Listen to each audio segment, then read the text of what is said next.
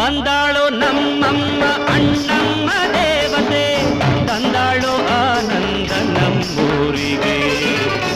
ತಾಯಿ ಕೃಪೆಗಾಗಿ ಬಂದೇವು ನಾವಾಗಿ, ನಮ್ಮನ್ನು ಸಲಹಲೆಂದು ಬಂದ ನಮ್ಮಮ್ಮ. ಬಂದಾಳೋ ನಮ್ಮಮ್ಮ ಅಣ್ಣಮ್ಮ ದೇವತೆ, ತಂದಾಳೋ ಆನಂದ ನಮ್ಮೂರಿಗೆ.